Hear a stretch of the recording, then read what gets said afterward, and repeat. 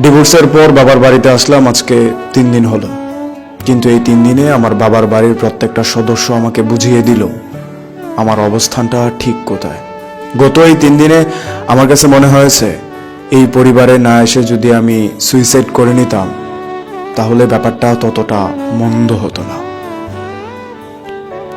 প্রথম দিন মায়ের সাথে যখন নাস্তা করতে বসলাম, আমার মা আমার দিকে তাকিয়ে বলতেছিল, এই বয়সে ছেলেরা একটু একটু এরকম করে, তোমার আর একটু ধৈর্যশীল হওয়া উচিত।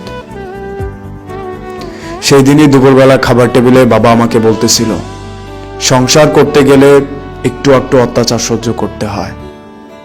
ছেলে মানুষ যত বেশি মানিয়ে নেবে তত সুন্দর আচরণ পাবে।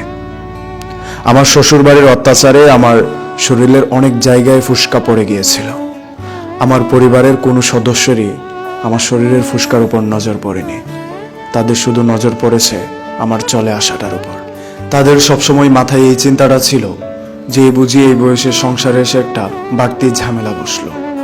বিয়ের পর আমি আমার স্বামীকে না জানিয়ে আমার সমস্ত গহনা, স্বামীর জমানোর টাকা এনে যেই বাইটার হাতে তুলে দিয়েছিলাম সরকারি চাকরির জন্য, সেই বাইটা আজকে আমার সাথে খেতে বসে আমাকে বলতেছে, তোর জন্য সমাজে আমি মুখ দেখাতে পারি না।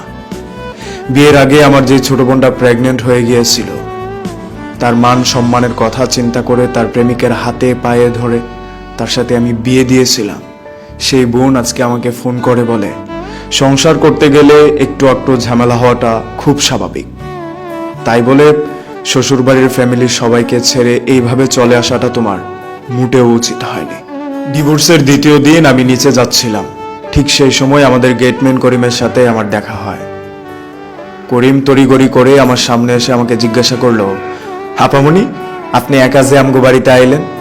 বিয়ের পরে স্বামী সারা মাইয়া গড়ে বাপের বাড়িতে একেবারেই মানায় না। আমি অনেকটা বিরক্তির সুর নিয়ে বলেছিলাম, শেষ পর্যন্ত তুইও করিম আমাকে এই প্রশ্নটা করলি? বিয়ের আগে যে শিউলির মাকে আমি অসংখ্যবার বাজার করে দিয়েছিলাম শুধুমাত্র শিউলির বাবা বিদেশ থাকার কারণে, সেই শিউলির মাও এখন আমাকে দেখলে ঘরের দরজা মুখের উপরে বন্ধ করে দেয় এবং শিউলিকে কড়া ভাষায় নিষেধ করে দিয়েছে আমার সাথে যাতে মেলামেশা না করে।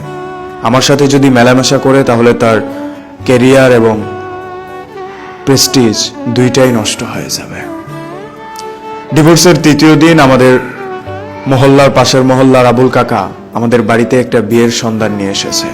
তার কাছে নাকি একটা সৌপাত্রের সন্ধান আছে। বেচারার বয়স 60 থেকে 65 হবে। স্ত্রী মারা গেছে 10-15 বছর আগে। ছেলে মেয়েদের কথা চিন্তা করে তখন আর বিয়েটা করেননি। এখন ছেলেমেয়েরা বড় হয়ে বিদেশ সেটেল হয়ে গিয়েছে। ওই ভদ্রলোকের সময় কাটানোর জন্য একজন সঙ্গিনী দরকার। এই খবরটা শোনার পর আমার পরিবারের সবার মুখে আমি একটা আনন্দের জোয়ার দেখেছিলাম।